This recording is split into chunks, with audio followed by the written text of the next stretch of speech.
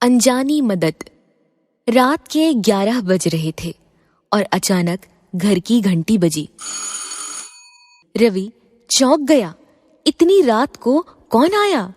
दरवाजा खोलकर घर के बाहर आया तो देखता है कि सामने एक वृद्ध सज्जन खड़े हैं। एक ऑटो पर आए हुए हैं, तेजी से हाँफ रहे थे और उन सज्जन ने उससे पूछा, बेटा आपका नाम? उसने बोला, रवि। वृद्ध सज्जन ने कहा, हे भगवान, तेरा लाख लाख धन्यवाद, घर मिल गया। रवि को कुछ समझ नहीं आया। वृद्ध सज्जन ने कहा, पानी मिलेगा?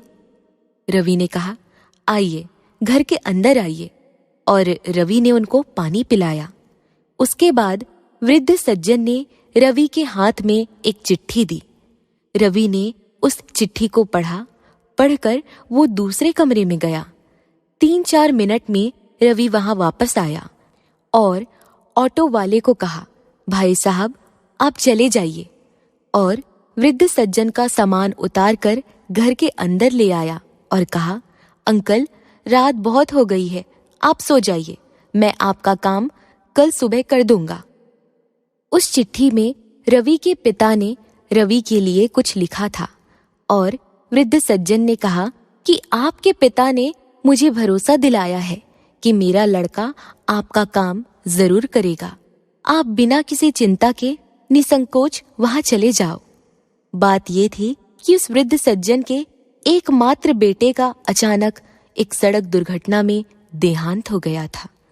सिर्फ बुजुर्ग दंपत्ति घर में थे और लालन पालन की दिक्कत होने लग गई थी। यहाँ तक कि दैनिक जीवन के खर्चों की भी पूर्ति नहीं कर पा रहे थे।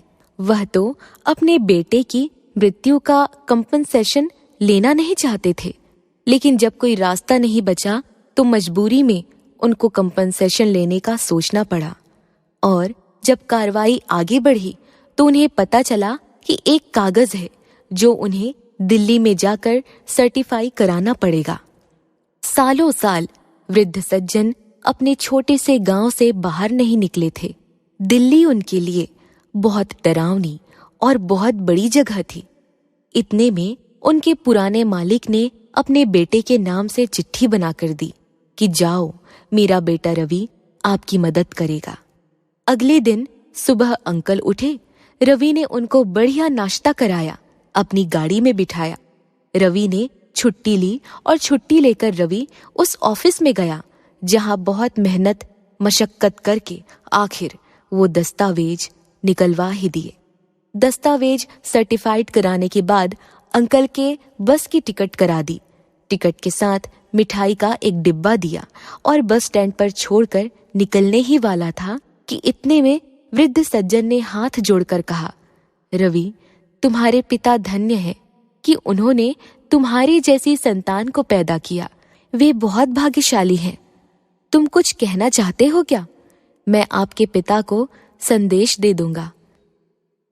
उनसे कहना तो मुझे भी बहुत कुछ है, पर अगर आपकी कोई बात पहुंचानी हो तो मैं पहुंचा दूंगा।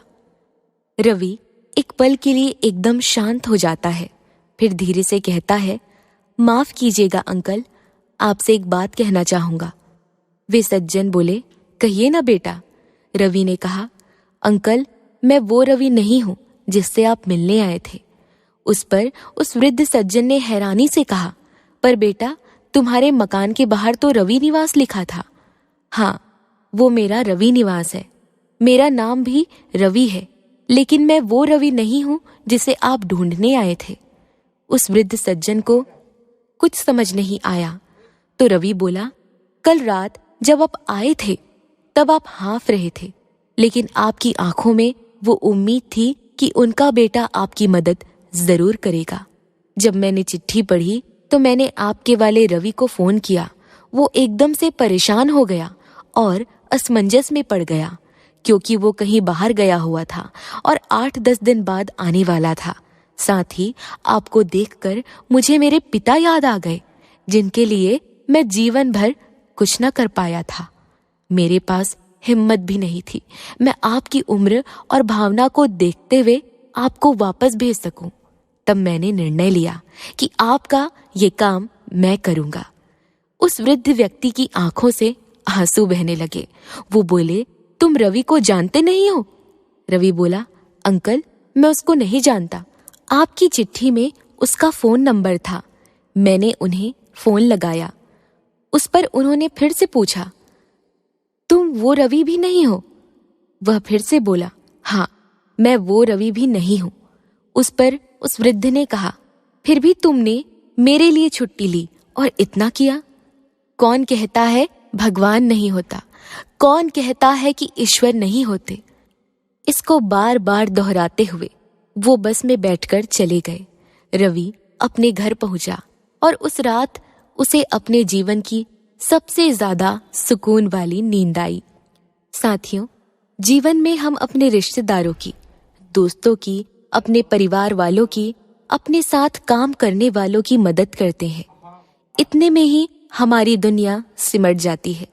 पर क्या कभी हमने बिना किसी कारण के किसी अनजान की, जिसे हम जानते तक नहीं, पहचानते नहीं, उनकी मदद की है?